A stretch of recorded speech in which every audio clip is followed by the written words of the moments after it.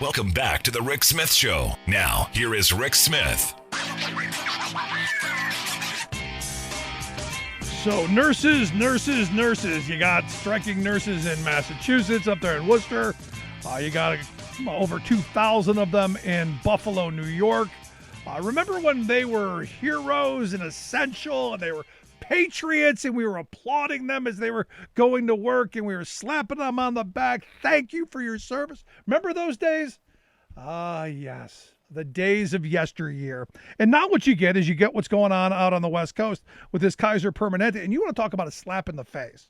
From what I understand, the contract that they've been offered is a 1% raise for 3 years for the people who are working there now, and for new hires to see their wages cut by 25%. And you go, how do you do that to people that you called patriotic, essential heroes? And then you're surprised that they're going to probably go on strike and say, no, we're not taking it. That's why I have asked Noah Lanard to come talk with us. Noah is a reporter over at Mother Jones, where they do fantastic work. He is up on this story. Noah, thanks for taking time for us. Of course, thanks for having me on, Rick. So am I getting these numbers right? A 1% raise for 3 years, which isn't anywhere near the cost of living and inflation. And then for new hires, whacking them down by a quarter. How is that even remotely possible? Right, yeah. So that was what Kaiser came out of the gate with. It was initial proposal was going to be cuts of between 26 and 39% for new hires starting in 2023. And that led in the past couple of weeks to overwhelming strike authorization votes from unions that cover about 40,000 workers. Since then, we've just learned that on Tuesday, they backed down only slightly to a 15% wage cut for new hires, which is still unacceptable to Kaiser workers, which is why just a couple hours ago, their unions put in a 10-day strike notice, which is the legal requirement for healthcare workers. So on November 15th, more than 30,000 workers will go on strike unless Kaiser further changes its offer. And that's going to be a major strike to California's healthcare system. Because to be honest, I don't think there are enough scab nurses out there, or these traveling temporary nurses, scab nurses. I don't know there are enough out there to fill that void, are there? No, it isn't. I mean, there's a huge number of nurses, and it may even grow. There's another 8,000 Kaiser workers who have authorized strikes who have not yet put in their 10-day notice, but they could do that any day. So we're talking about workers in California, Washington, Oregon, Georgia, Hawaii. I mean, this is a huge healthcare strike. And yeah, Kaiser has been putting out there through this company, scab labor company called Huffmaster, trying to hire nurses. And the salaries are tremendous, $12,000 for a week of work in some cases. But, we're talking about tens of thousands of workers here. No, it's crazy. We spoke with a nurse from Buffalo here recently, and the CEO of the Mercy Hospital there, a nonprofit Catholic hospital, is saying that they're spending tens of millions of dollars more than they were expecting or they needed to fight off this strike. And I'm going, why would you do that? Why wouldn't you just pay your nurses a reasonable wage and the staffing levels that they're fighting for and save yourself millions of dollars, unless this is just a power grab and a union busting opportunity? Yeah, I mean, it's interesting. I mean, obviously they can afford more. They've come down from 26 to 39% to 15 already. That's a huge drop. And I mean, also they're a nonprofit. The numbers are all out there. They've made more than $10 billion throughout the pandemic. They made more than $2 billion just in the last quarter alone. The CEO, they declined to tell me how much the CEO makes, but the most recent CEO made $35 million, including his retirement package.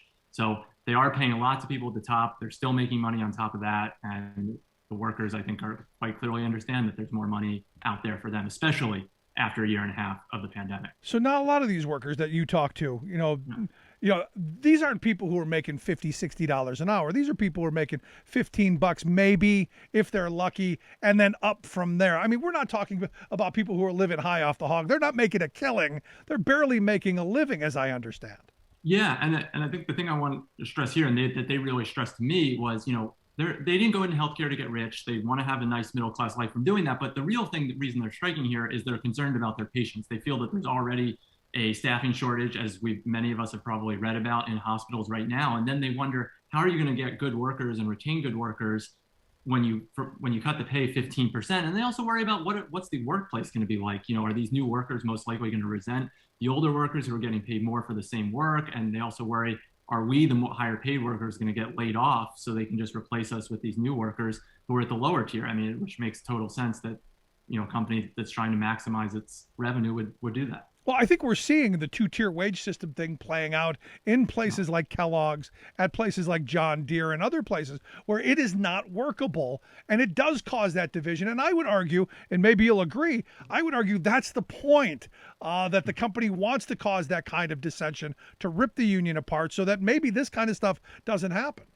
Yeah, I mean, it's definitely, historically, two-tier wages have not been good for union solidarity, as you know. And so, I mean, it makes a lot of sense. And also, I think it's, we've heard about 40 years of declining union membership and, the erosion of the middle class. And now we're supposed to be at a moment where workers have more leverage, hopefully maybe making a dent in undoing some of the damage that's been done. And companies are just trying to go even further and cut wages for the, new workers who are coming in even more at what's supposed to be a moment of increased labor power, which is why we're seeing strike authorizations and actual strikes. Yeah, I mean, this is one of those moments where you go, not really sure who's running the show over there, but it seems really short-sighted, especially given the fact that I understand, and you correct me if I'm wrong, but Kaiser, like a lot of these healthcare facilities, we're getting PPP money. There's money there. There's money to be spread around. It just seems like greed. It just seems like, well, we've got the control and the power to tell you no, and it just seems like that's the overarching theme there. Yeah, and with Kaiser, I mean, they're actually in such a good financial position that they got about $500 million through the CARES Act, but then they made a big show of announcing that they had returned the money because they didn't need it anymore. They were doing so well financially because they're more of a membership model that served them really well during the pandemic. But then I talked to workers, someone like Holly Seeley, who's a nurse or ER tech in Hawaii, and she's working 2 jobs, 36 hours at the hospital, and then 30 hours at a local pharmacy to make ends meet in Hawaii. So she already can't afford her current salary, let alone a 1 or 2% raise at a time when you have inflation going at 4 or 5%. Yeah, how do you offer in a time where look, the inflation numbers I just saw were like 5%. How do you go? We're going to give you 1% over the next 3 years and expect someone to take that? I look at that, and my hot take on seeing those numbers was Kaiser wants a strike, because there's no way anyone can conceivably accept that. There's no way a union could go, yeah, we're gonna take this back to the members, and the members are gonna accept it. There's just no way. Yeah, I mean, I don't understand. I mean, maybe is their negotiating tactics here. I mean, in 2019, they got close to having more than 80,000 workers go on strike and ultimately back down. We're already seeing them starting to give some ground, but I think now, like you saw with the IATSE potential strike in Hollywood, now that a strike authorization date has actually been set, maybe they'll finally come to the table and, start presenting real offers that workers have, there's a chance they might accept, but we'll see. So now the strike has been authorized, or there's an authorization vote coming? Yeah, the strike has been authorized overwhelmingly. That happened last month. Kind of, you saw votes of like 93%, 96%, depending on which local. Right. And now, just today, they said it's authorized and the strike will start on November 15th, unless something changes with the contract. But right now, we're 10 days out from. So it'll be interesting to see over these next 10 days if there's any negotiation, or if they do like Kellogg's did today and said, this is our last best and final offer. There's nothing more. And that's, I guess, the end of talks for a while, I guess. Do you see that happening here? I wonder. I mean, it was interesting in researching this article. I went back in the archives, and a very similar thing happened in 1986, where they tried to do two-tier wages Kaiser, and they ended up going through it. That a strike happened, and in that case, it caused a lot of tension within the union. They felt they should have gotten more support from at the national level, but Kaiser did win.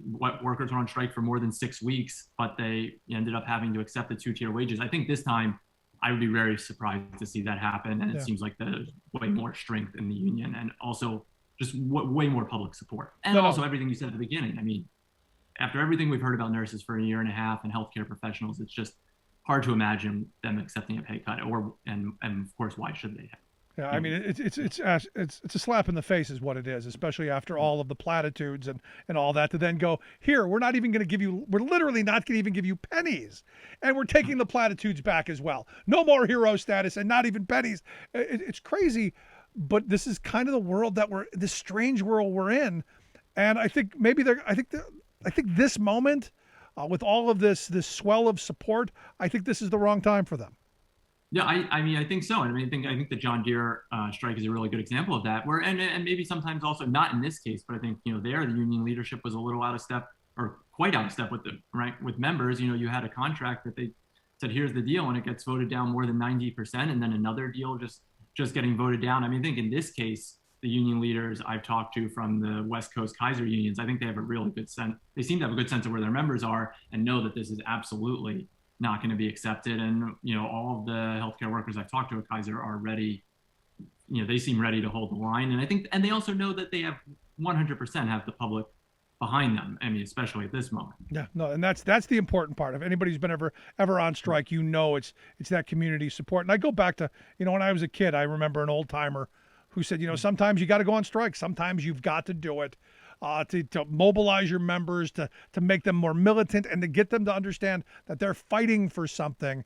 Because once they fight for it, they're never going to give it up. And I think that's something the working class of this country has forgotten, that the gains that we have, the conditions that we take for granted, people fought, bled, and died for generations.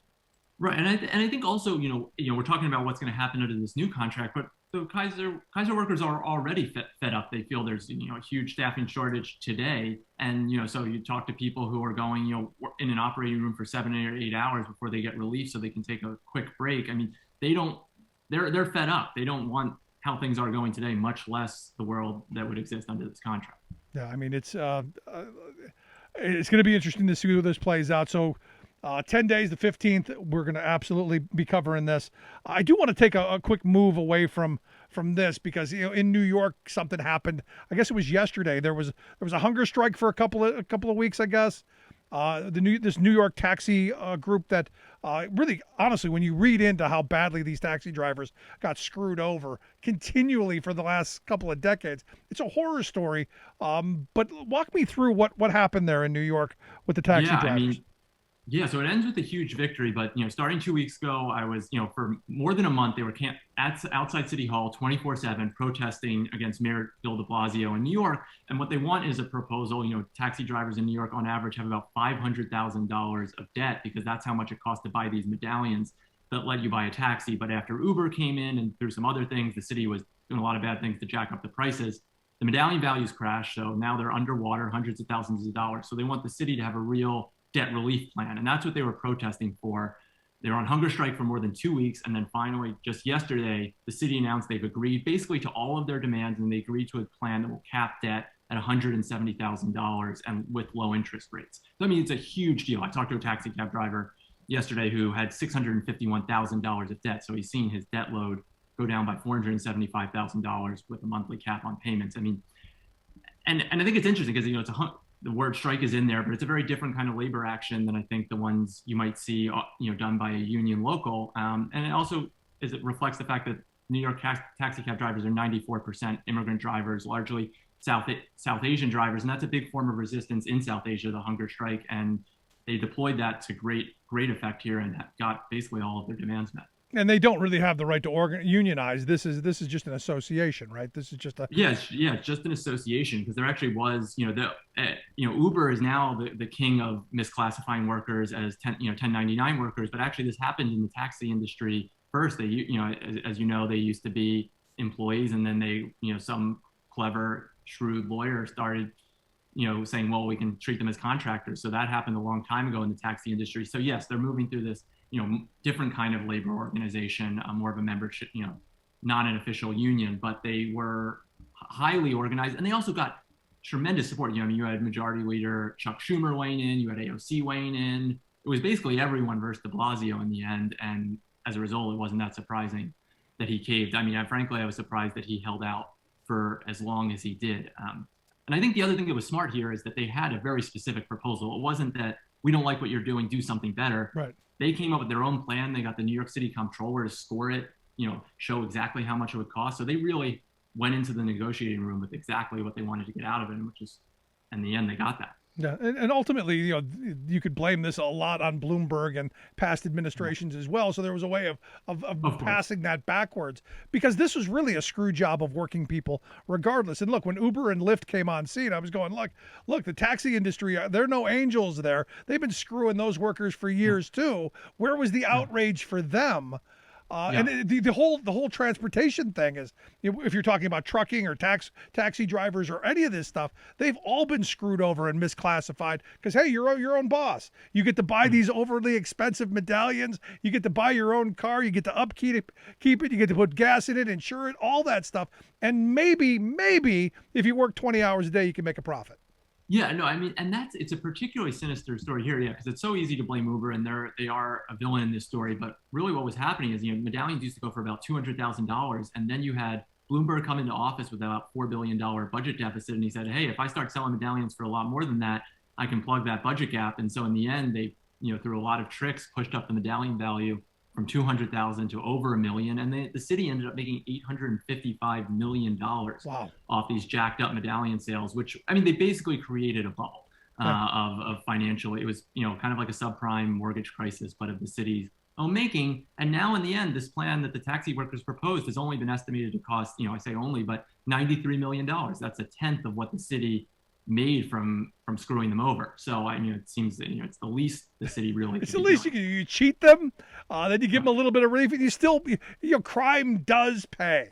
Yeah. Oh yeah. And I also think for people who weren't at this hunger strike, I stopped by many times over the past 2 weeks. I mean, it was a pretty incredible scene. I mean, it was intense at moments, real joyful at others. But one of the main people I was talking to was a guy named Richard Chow. He's 63. He's diabetic. He has high blood pressure. His brother had been a driver who committed suicide in 2018 because he was more than $700,000 in debt. But I mean, I watched him for more than 2 weeks. He had no solid food, just Gatorade and coconut water. And you just watch him go from lose energy to the point where, by Monday he was in a wheelchair. And then yesterday he has this total victory, eats his first solid food in more than 2 weeks. So it was, being on strike is hard, but this was another level of, personal sacrifice that people in their 60s were making, people who should be retired by now and having a secure retirement after having invested in this, what was promised to them as an asset. The city ran ads saying this was better return than the stock market. Don't buy stock, buy a medallion. Jeez. Again, this is, if this is what it takes to make a living in this country, that you got to go on a hunger strike, we've got some serious problems and some serious things that need to be taken care of. And in my view, the need for major comprehensive labor law reform so these situations don't pop up. But Noah, I appreciate you taking some time for us, sharing your thoughts on these stories, and keep up the great work there at Mother Jones. Love the stuff you guys do. All right. Yeah. Thanks so much, Rick. Good stuff. Thank you. Noah Lanard, reporter there at Mother Jones. We'll get links out on social media how you can check out his work. Quick break, right back after this. Stick around. You're listening to The Rick Smith Show. We're working people. Come to talk. Remembering that united we bargain, divided we beg. Rick Smith.